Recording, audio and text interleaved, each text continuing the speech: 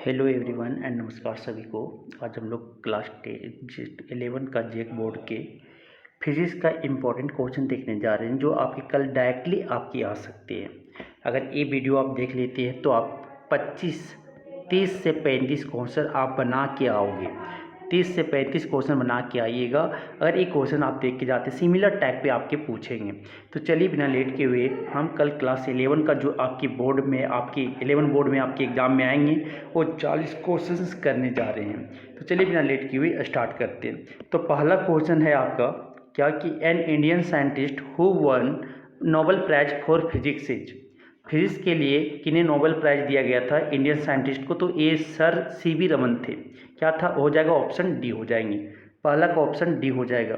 Next question आपके बोला जाता है क्या कि विच of the following is not a system of units. कौन आपके सिस्टम ऑफ यूनिट्स नहीं? तो MKS आपका सिस्टम है सर यूनिट्स का आपके, और आपकी CGS भी आपकी यूनिट ऑफ सिस्टम है, आपकी SI भी यूनिट ऑफ सिस्टम है। डेसिबल जो होता है ये SI यूनिट ऑफ साउंड है। तो ये क्या हो जाएगा आपका ऑप्शन डी जो है वो आपका सिस्टम ऑफ यूनिट्स नहीं है। आपके आते नेक्स्ट क्वेश्चन, क्वेश्चन नंबर 3।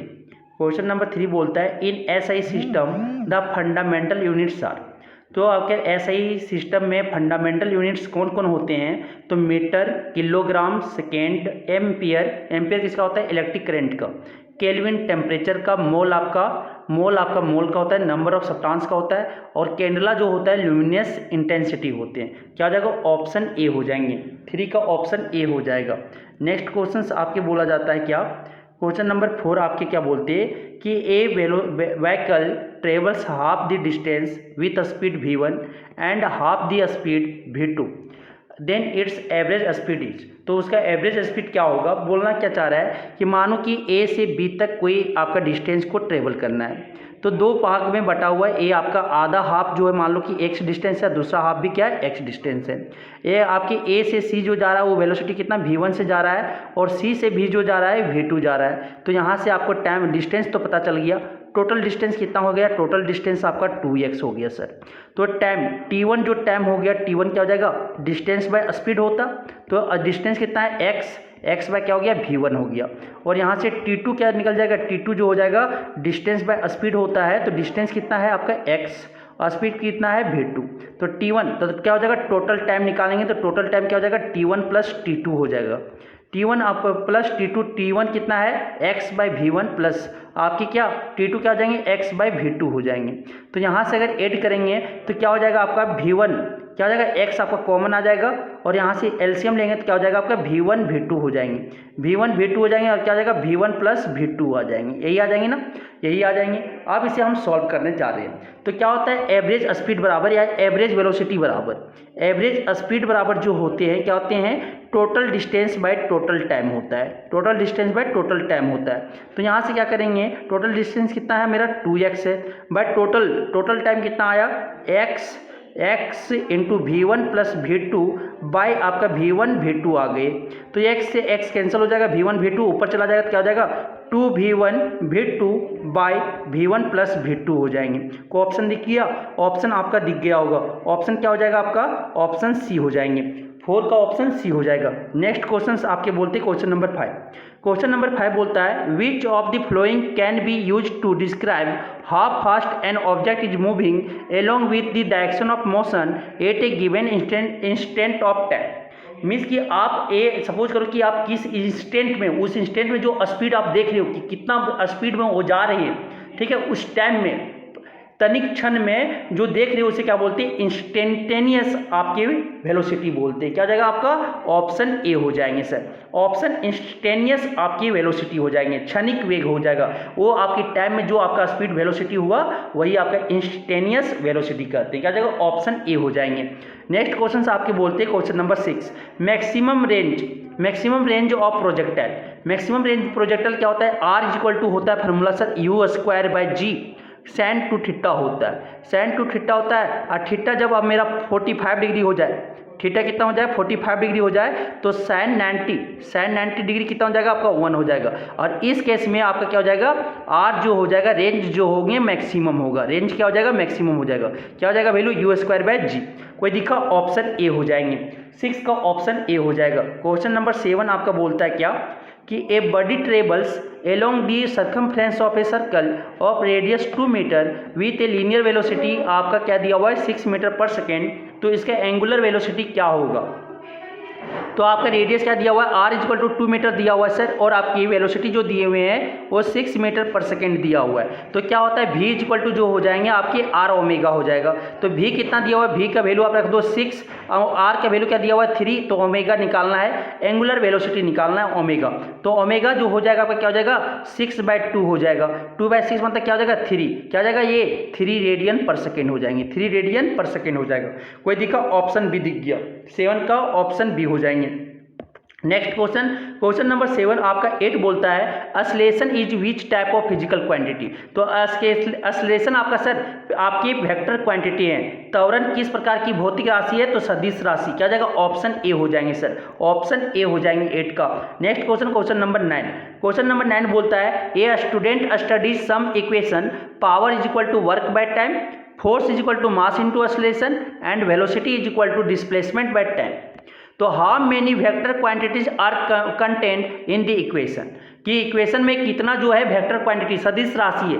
तो हमें पता है पावर क्या होता है सर, स्केलर क्वांटिटी होते हैं, पावर जो होता है स्केलर क्वांटिटी होता है, फोर्स जो होता है वो कैसा होता है वेक्टर क्वांटिटी होते हैं आपकी, और आपकी वेलोसिटी जो होता है वेलोसिटी, वो वेलोसिटी क्या होता है आपका, ये भी आपका वेक्टर क्वांटिटी होता है सर। तो आपकी वेक्टर क्वांटिटी कौन कौन हो गया, 2 इक्वेशन, आपके पहला और दूसरा, क्या जाएगा ऑप्शन बी हो जाएंगे। आपकी फोर्स और आपकी वेलोसिटी जो है क्या है आपका वेक्टर क्वांटिटी, तो कितना वेक्टर क्वांटिटी इक्वेशन है 2 है, क्या जाएगा ऑप्शन बी हो जाएंगे, 9 का ऑप्शन बी हो जाएंगे। Next question, question number 10, question number 10 बोलता है to shake off water from wet cloth it is common to give it a sudden jerk, in doing so we are taking advantage of, किसका advantage ले रहे हैं, आपकी law inertia का। तो क्या बोलेंगे Newton first law of motion, जो जैसा चाहता है वो वैसा रहना चाहता है जब तक हम बाहरी फोर्स उसमें ना लगा दें।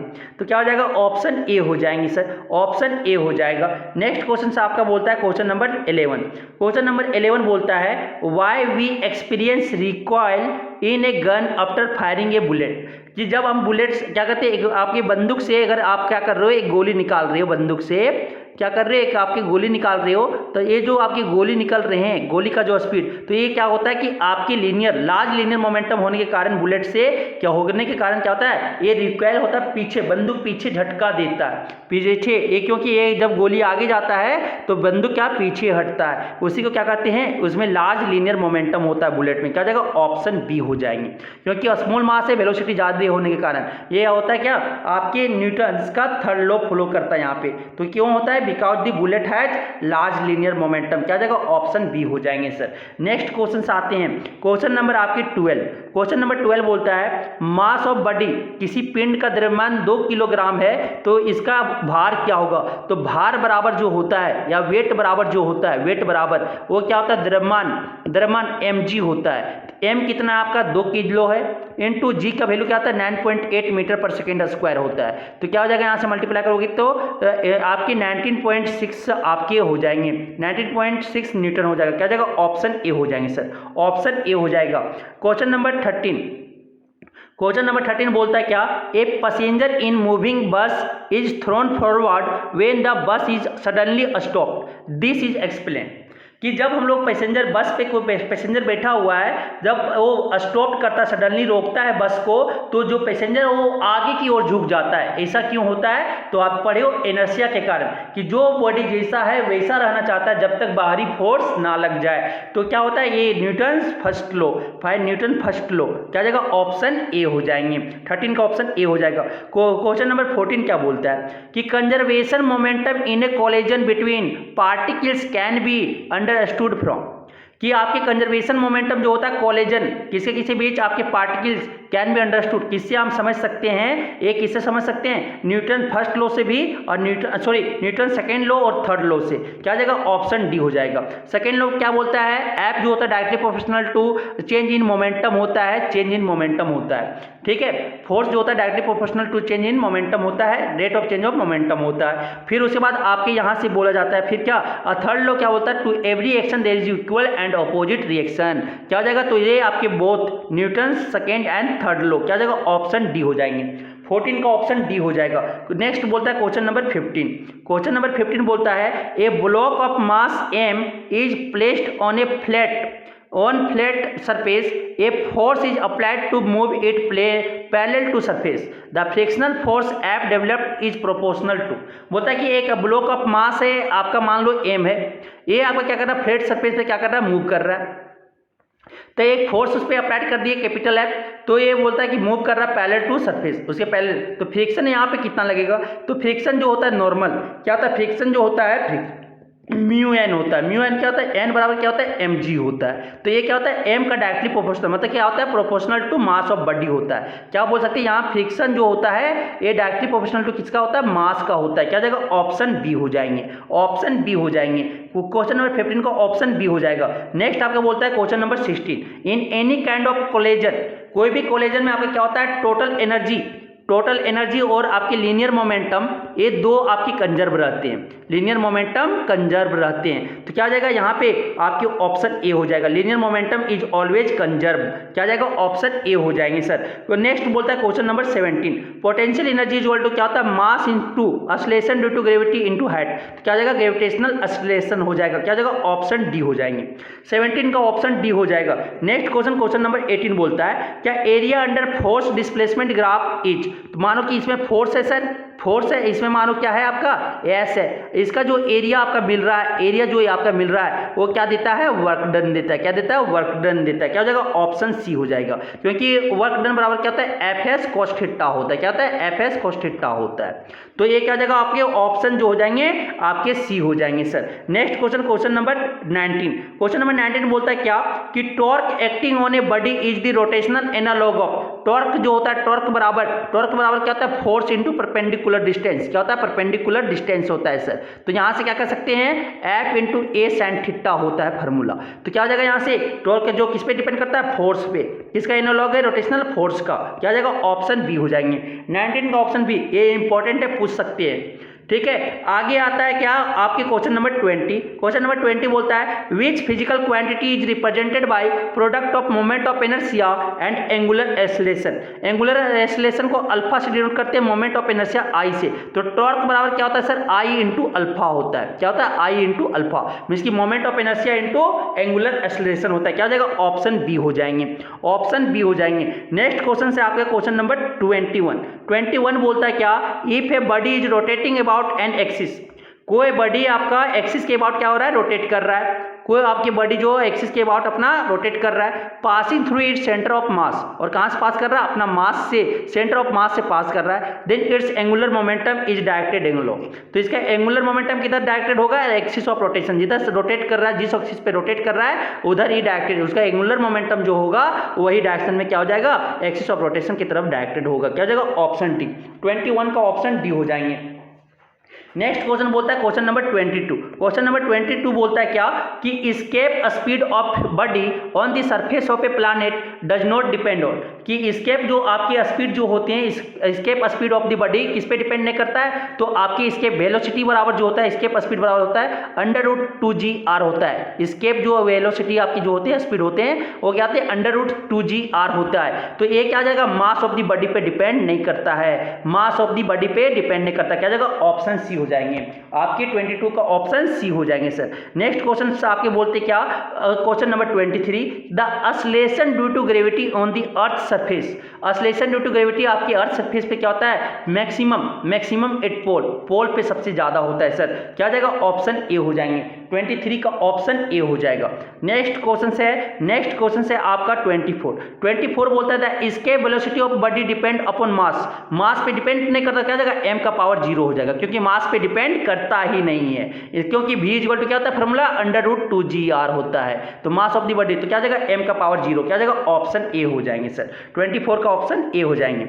अब बोलता है hydraulic brakes work on the basis of Pascal's law. किस पे बेस्ड है? पास्कल्स लॉ पे। पास्कल्स लॉ पे देखते होंगे हाइड्रोलिक ब्रेक, कार को उठा दिया तो ए उठा दिया, तो किस पे बेस्ड है? पास्कल्स लॉ पे बेस्ड है। क्या होता है पास्कल्स लॉ?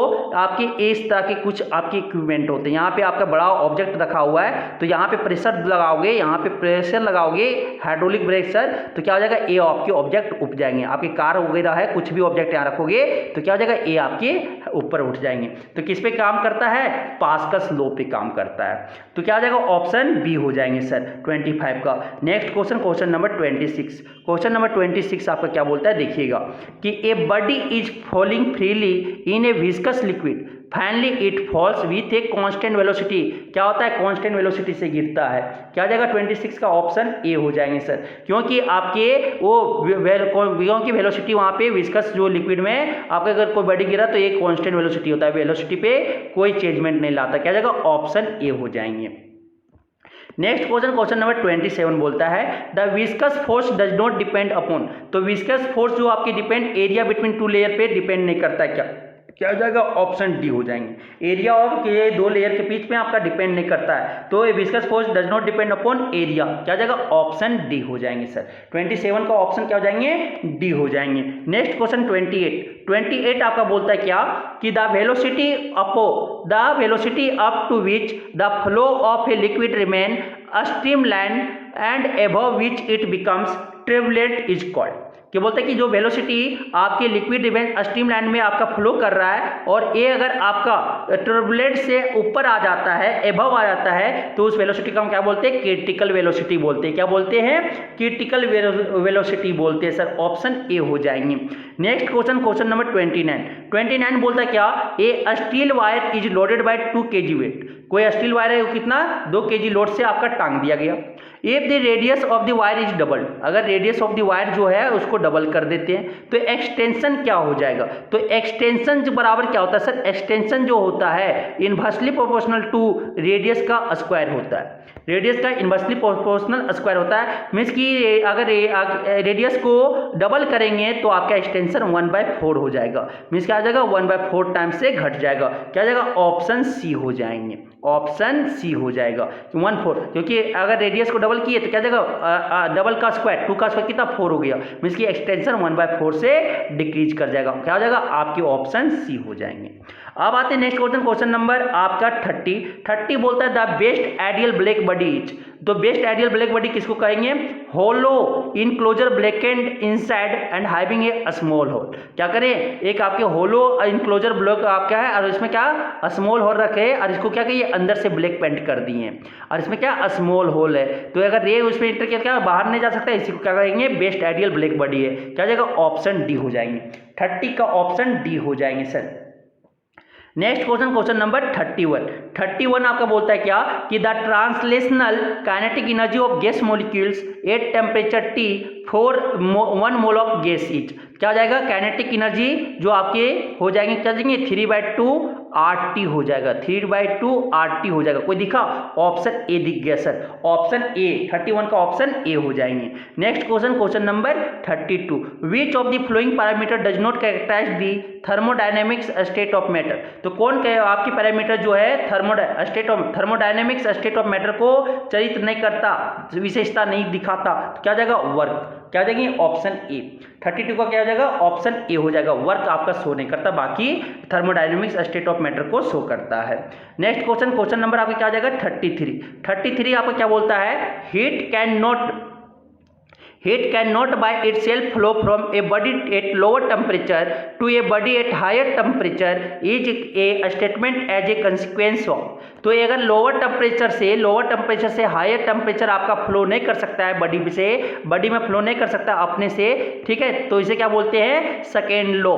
क्या बोलते हैं? Second law of thermodynamics. क्या जाएगा? ऑप्शन डी हो जाएंगे। ये सेकेंड लॉ ऑफ थर्मोडायनेमिक्स का क्या है? आपकी डेफिनेशन है सर कि आपकी जब बॉडी में हीट आपका बॉडी में लो टेम्परेचर से हाई टेम्परेचर की तरफ फ्लो नहीं कर सकता है, तो उसे हम क्या बोलेंगे?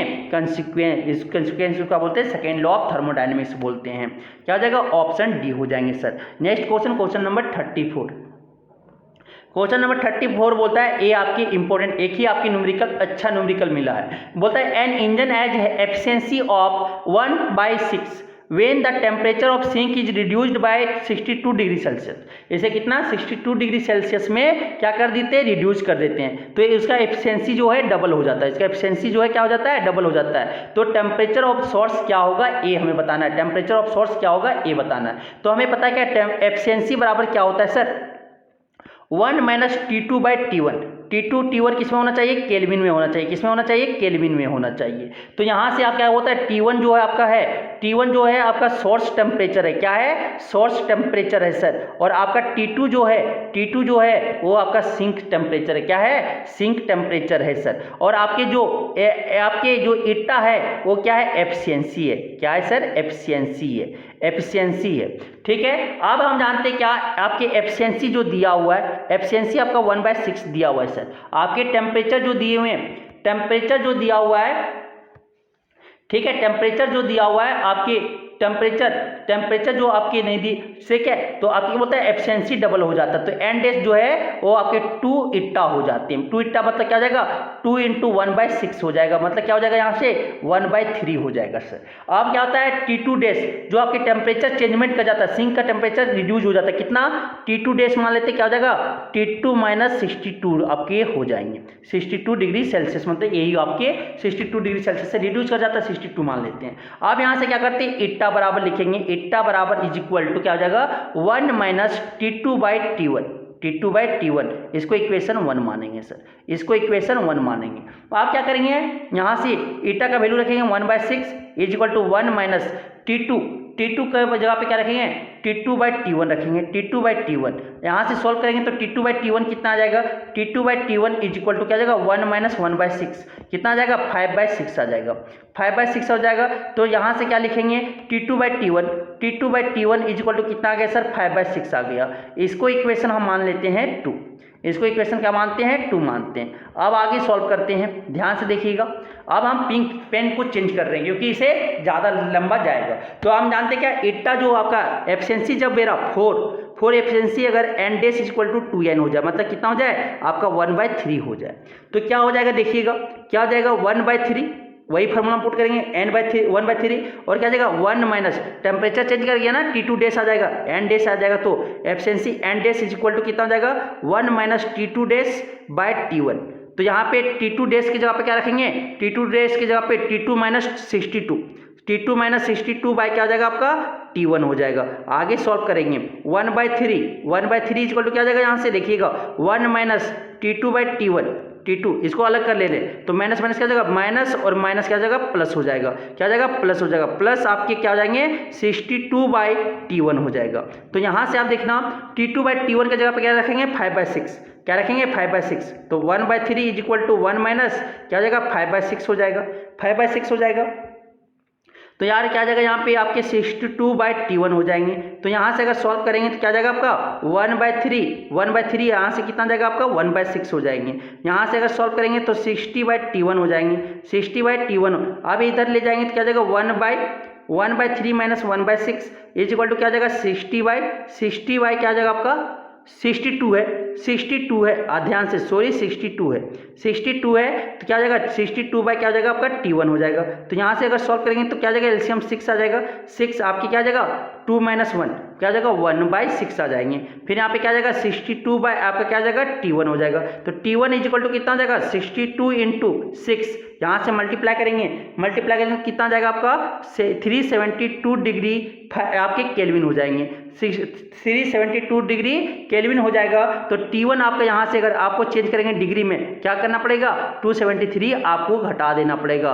273 घटाएंगे तो कितना आ जाएगा आपका 99 डिग्री सेल्सियस आ जाएगा। 99 डिग्री सेल्सियस को दिखा, ऑप्शन डी हो जाएगा सर। तो एफिशिएंसी का फॉर्मूला याद रखना था और डबल कर देते तो क्या हो जाएगा, जो टेम्परेचर ऑफ सोर्स होगा कितना हो जाएगा आपका 99 डिग्री सेल्सियस। क्या हो जाएगा, ऑप्शन डी हो जाएंगे। ठीक है, नेक्स्ट क्वेश्चन नंबर आपका जो आता है क्वेश्चन नंबर 35। 35 बोलता है according to kinetic theory of gases at absolute zero of temperature. According to kinetic theory of gases at absolute zero of temperature क्या होगा, आपके क्या हो जाएंगे, मॉलिक्यूलर मोशन जो होता है सर स्टॉप्स हो जाते हैं, क्योंकि आपकी काइनेटिक एनर्जी ऑफ गैसेज जो होते हैं वो डायरेक्टली प्रोपोर्शनल होते हैं किसका, टेम्परेचर का, एब्सोल्यूट टेम्परेचर का। इसीलिए अगर आप टेम्परेचर जीरो हो गया तो काइनेटिक जीरो के जो मॉलिक्यूलर मोशन था वो क्या हो जाएगा, स्टॉप हो जाएंगे। क्या जाएगा, ऑप्शन सी हो जाएंगे। 35 को ऑप्शन सी हो जाएंगे सर। नेक्स्ट है आपकी 36 क्वेश्चन। 36 नंबर क्या बोलता है, in gases a sound wave is, gases में मीडियम में आपकी लॉन्गिट्यूडिनल वेव होता है, कैसा होता है, लॉन्गिट्यूडिनल वेव ओनली होते हैं। क्या जाएगा, ऑप्शन ए हो जाएंगे। 36 का ऑप्शन ए हो जाएगा सर। नेक्स्ट आपका बोलता है 37 बोलता है if A wave complete 20 vibration in 2.5 second, तो फ्रीक्वेंसी क्या होता है, तो फ्रीक्वेंसी आपके जो हो जाएंगे, फ्रीक्वेंसी हो जाएगा number of revolution, number of vibration by क्या हो जाएगा, time, number of vibration by time. तो यहाँ पे नंबर ऑफ वाइब्रेशन कितना है 20 पर क्या आ जाएगा 2.5, यहाँ से सॉल्व करेंगे तो क्या आ जाएगा, ए पॉइंट हटा के तो ऊपर 0, 25 8 जा कितना जाएगा 8 हर्ट्ज जाएगा, 8 हर्ट्ज जाएगा। क्या जाएगा, ऑप्शन डी हो जाएंगे सर आपके ऑप्शन। क्या याद रखना, फ्रीक्वेंसी बराबर आवृत्ति बराबर क्या होता है, number of vibration, number of wave complete bye आपके टाइम हो जाएगा, समय हो जाएगा। ठीक है, इसके बाद ध्यान से सॉल्व करेंगे कितना जाएगा, 8 हर्ट्ज हो जाएंगे। अब आ जाते हैं next question number 38। Question number 38 क्या बोलता है, if the pendulum oscillate 78 times in 1 minute then the frequency of that pendulum will be, कि अगर आपके पेंडुलम जो है 78 टाइम्स आपका 1 मिनट में ऑसिलेट कर रहा है, 1 मिनट में टाइम कितना हो जाएगा, टाइम कितना दिया हुआ 1 मिनट दिया हो तो कितना हो जाएगा आपका, और 60 सेकेंड हो जाएंगे। कितना हो जाएगा सर, 60 सेकेंड हो जाएगा। तो यहाँ से हम क्या कर सकते हैं, फ्रीक्वेंसी बराबर क्या कर सकते हैं, नंबर ऑफ ऑसिलेशन बाय क्या हो जाएगा आपका, टाइम टेकन हो जाएगा। क्या हो जाएगा, टाइम। तो क्या हो जाएगा, नंबर ऑफ ऑसिलेशन कितना है 78 है सर, 78 है, और टाइम कितना है 60 है, कितना है 60। तो ये ऐसे सॉल्व करेंगे तो क्या जाएगा 78 बाय क्या लिखेंगे 6 × 10 लिखेंगे, 6 कितना होता है 78। तो 13/10 कितना अगर डिवाइड करेंगे 13/10 कितना हो जाएगा 1.3 हर्ट्ज हो जाएंगे, हर्ट्ज कितना हो जाएगा, ऑप्शन सी हो जाएंगे। तो क्या याद रखना है, फ्रीक्वेंसी दो आगे फ्रीक्वेंसी का क्वेश्चन क्या होता है, नंबर ऑफ रिवोल्यूशन या number of oscillation by time होता है, याद रखिएगा टाइम होता है। तो ये आपका नंबर ऑफ ऑसिलेशन, ध्यान देगा आपको पुट करके फ्रीक्वेंसी निकाल लेना है। फ्रीक्वेंसी का ऐसा यूनिट क्या होता है, हर्ट्ज जो होता है, या पर सेकेंड बोल सकते हैं। नेक्स्ट क्वेश्चन नंबर 39 बोलता है which of the following is not essential for HSM, कि ये सिंपल हार्मोनिक मोशन के लिए कौन एसेंशियल नहीं है सर, मेटेरियल मीडियम को रिक्वायरमेंट होता है, इनर्शिया भी रिक्वायर्ड होता है, आपकी रिस्टोरिंग फोर्स भी आपको जरूरत पड़ता है। क्या जरूरत पड़ता है, ग्रेविटी। क्या जाएगा, ऑप्शन ए हो जाएगा, ग्रेविटी उसमें आपका एसेंशियल नहीं है, जरूरी नहीं है। क्या जाएगा, ऑप्शन ए, 39 का ऑप्शन ए हो जाएगा। 40 बोलता है कि आपका restoring force acting on the particle executing SHM is, क्या होता है, असलेशन जो होना चाहिए आपका डायरेक्टली प्रोपोर्शनल टू क्या होना चाहिए, -y होना चाहिए, तभी क्या शो करेगा, आपके SHM शो करेंगे। तो डायरेक्टली प्रोपोर्शनल किसका होना चाहिए, डिस्प्लेसमेंट का होना चाहिए, किसका होना चाहिए, डिस्प्लेसमेंट का। क्या जाएगा, ऑप्शन ए हो जाएंगे सर, 40 का ऑप्शन ए हो जाएंगे। और एम अभी फिजिक्स का सारा क्वेश्चन जो इंपॉर्टेंट था वो हम सेट से कर लिए, और इंपॉर्टेंट क्वेश्चन हम लाएंगे। ठीक है, आप प्लीज ये वीडियो को जरूर देखें और दोस्तों के साथ शेयर करें, जिससे वो भी अपना अच्छा नंबर ला सकते हैं। धन्यवाद।